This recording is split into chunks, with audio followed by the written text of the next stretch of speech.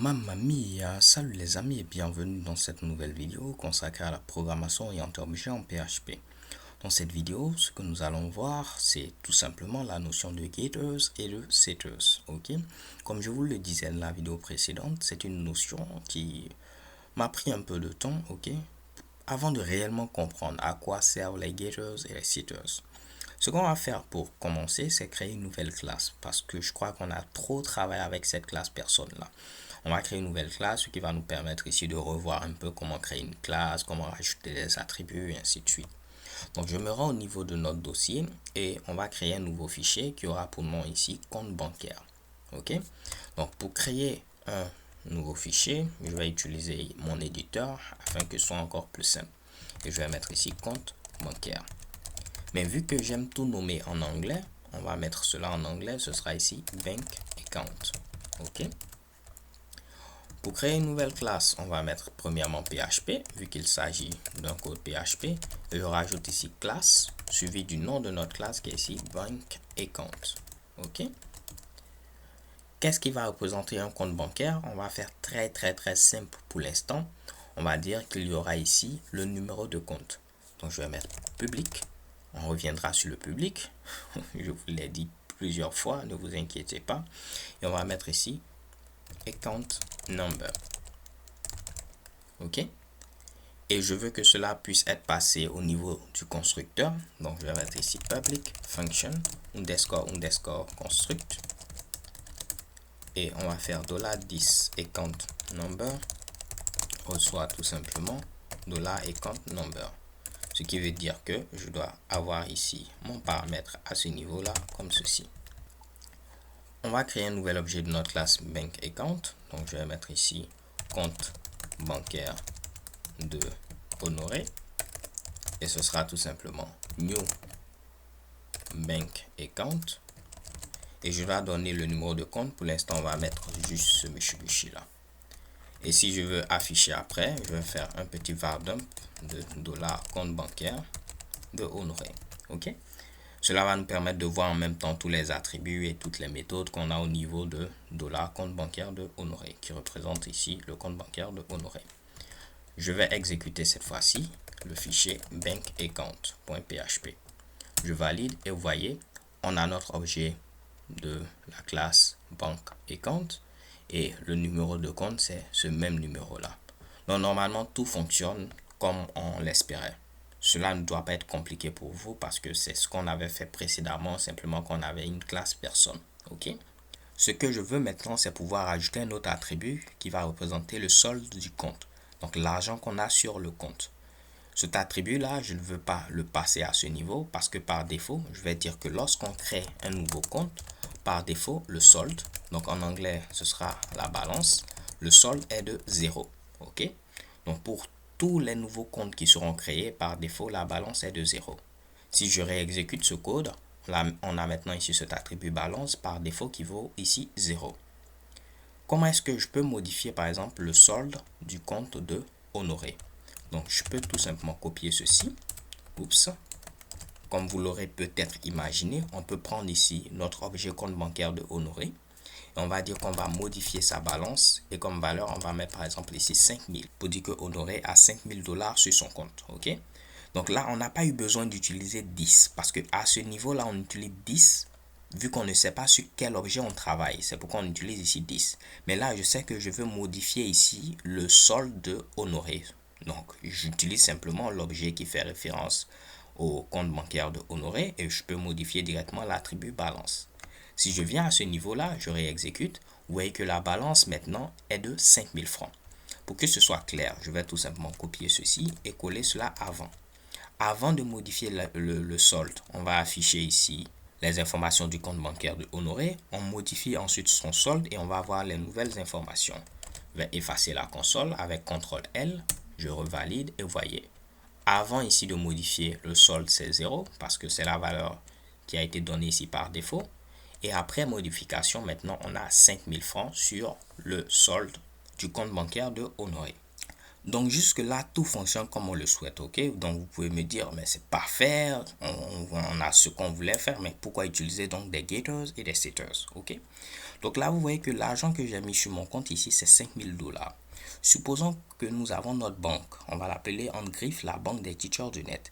Et si on veut mettre de l'argent, ok, au niveau du compte, au minimum, il faut mettre 10 000 $, pas 5 000 $. Vous voyez qu'en utilisant ici ce moyen-là, on n'a aucun moyen de vérifier au fait pour dire que si ce n'est pas au moins 10 000 $, il ne faudrait pas accepter. On n'a aucun moyen de le faire parce qu'on peut modifier directement ici ce Mitsubishi là. C'est pour cette raison que vous allez par exemple utiliser les setters. Je vais venir ici, je vais mettre ici un setter, public function. Les getters et les setters, ce ne sont rien d'autre que des fonctions, ok? Les setters vont vous permettre de modifier des attributs et les getters vont vous permettre de pouvoir accéder à des attributs. Donc, vu que je veux pouvoir modifier l'attribut balance, je vais créer un setter pour cet attribut-là. Très souvent, on met ici set suivi du nom de l'attribut. Si on veut modifier la balance, ce sera ici set balance. Ok? Vous êtes libre de l'appeler comme vous le souhaitez, modifier balance, ainsi de suite. Mais très souvent, lorsqu'on est un setter, on met set suivi du nom de l'attribut. Si on est un getter, on met get suivi du nom de l'attribut. Ok? Donc, dans notre cas, ce sera set balance. Et tout ce qu'on fera ici, c'est quoi? On va prendre la valeur qu'on souhaite ici, mettre au niveau de l'attribut. Donc là, ce sera la balance. Et tout ce qu'on fera, c'est quoi? 10 balance reçoit ici $balance. Ok. Là, je ne sais pas si vous voyez, cette fois-ci, en lieu et place de modifier directement, je vais utiliser notre setter, set balance, et je vais donner comme valeur ici 5000 francs. En utilisant maintenant une méthode, on a la possibilité de pouvoir faire toutes nos vérifications à ce niveau-là. En disant par exemple, ok, si la balance qui est passée à ce niveau-là, elle est plus petite que 10 000 $, alors là, on ne va pas accepter. Ce qu'on va faire, on va tout simplement lever une exception. Je vais rapidement écrire cela et vous l'expliquer, ne vous inquiétez pas. On va lever une nouvelle exception. On va mettre ici, l'argent est trop petit. Désolé les gars, ok. Je ne suis pas inspiré pour le message. On reviendra sur les exceptions, mais voyez cela comme un moyen de lever un drapeau pour dire non, non, non, on n'est pas content, ok. Comme je suis en train de le dire, ne vous inquiétez pas. Les exceptions, je ferai une vidéo dédiée aux exceptions pour vous expliquer dans les détails les cas dans lesquels vous pouvez les utiliser. Vous voyez par exemple ici un cas où on peut utiliser les exceptions. Si la balance est plus petite que 10 000 $, on va lever une exception pour dire l'argent est trop petit. Ce qui va faire que ce code-là ne sera pas exécuté puisque le script sera arrêté à ce niveau-là. Ok? Cette condition-là sera évaluée à true parce que 5000 est plus petit que 10 000, donc on va lever notre exception. Je viens à ce niveau, je lance l'exécution et vous voyez, on nous dit l'argent est trop petit. L'exception a été levée. Je vais enlever ce code-là et vous allez voir qu'on aura simplement notre exception à ce niveau-là. L'argent est trop petit. L'avantage donc d'avoir utilisé un setter, c'est qu'on peut faire toutes les vérifications qu'on souhaite. Alors que lorsqu'on modifiait directement, on ne pouvait faire aucune vérification. On pouvait mettre par exemple même moins 5 $, moins 10 $ et on n'avait aucun moyen de pouvoir vérifier ici ce Mitsubishi là. Pareil ici avec un getter. Si je veux afficher par exemple ici, disons la balance, je peux venir ici, faire un petit var_dump, ok, de dollar compte bancaire de Honoré et je vais faire ici balance. Il n'y a aucun problème à faire ceci, n'est-ce pas? Et cela va m'afficher quoi? Cela va m'afficher tout simplement ici une exception. Ok, parce que l'exception sera levée parce que ici on a 5000. Je vais donc modifier pour mettre 50 000. Comme ça, cela sera évalué à false et on va affecter 50 000 à notre balance, ce qui va permettre d'afficher ici 50 000. Je viens ici, je réexécute. Échec et bon, vous voyez ici, 50 000 s'affiche sans problème. Ok? Donc, là, je peux utiliser directement la flèche suivie du nom de mon attribut, mais supposons qu'on souhaitait afficher le solde pas directement en dollars, mais en cents, ok? Donc, si on veut l'afficher en cents, il fallait prendre cette valeur-là et la multiplier par 100, ok? Donc, imaginez que vous aviez cela à plusieurs reprises. Vous serez obligé de modifier cela partout et ce n'est pas vraiment intéressant. Quoi de plus simple que d'utiliser un getter pour dire que à ce niveau-là, si on veut accéder à la balance, donc je vais créer un getter que je vais appeler ici get balance. Si on veut accéder à la balance, pas de souci. On prend la balance, on la multiplie d'abord par 100 avant de la retourner. Ce qui fait qu'on est sûr de toujours retourner notre balance en cents, pas en dollars. Donc, en lieu d'accéder directement à la balance comme ceci, je peux utiliser maintenant la méthode getBalance.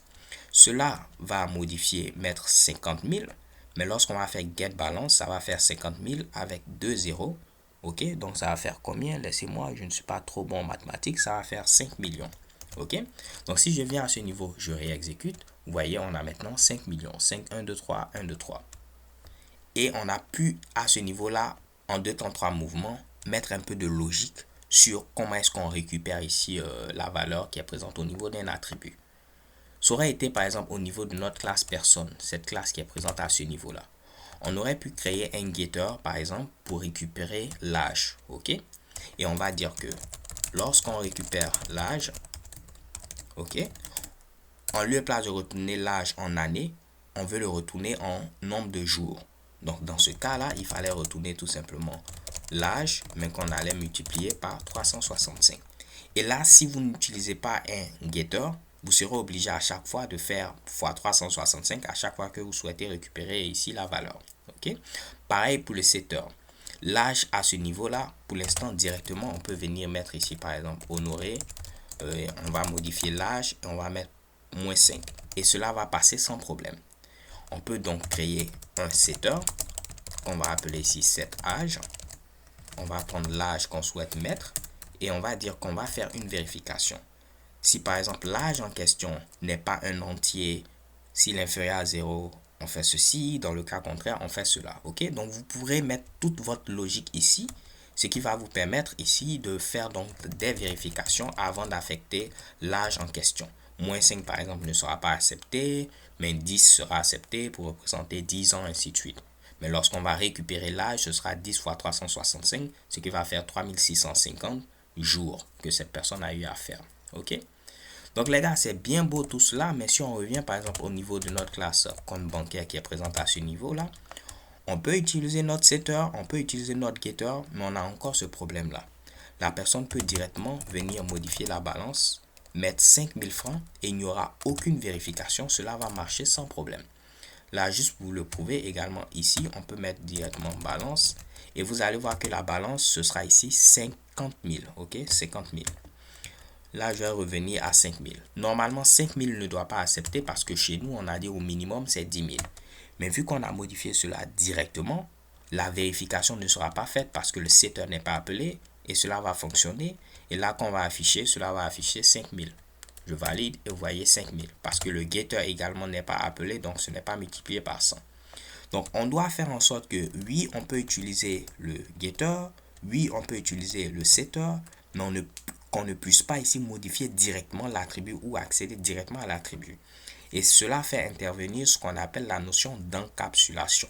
On va cacher les informations, ok, le plus possible, et on va donner simplement une interface qui va permettre à l'utilisateur d'interagir avec notre classe, ok. Donc ne vous inquiétez surtout pas si ce charabia vous semble compliqué, c'est vraiment très simple. Au niveau de la vidéo suivante, c'est ce qu'on va faire. On va faire en sorte qu'on puisse accéder au setter, au getter, mais qu'on ne puisse pas venir ici et modifier directement notre attribut. Il va falloir forcément passer par les getters, les setters. So thanks for watching. Je vous donne rendez-vous à la vidéo suivante. And have a nice day. Peace.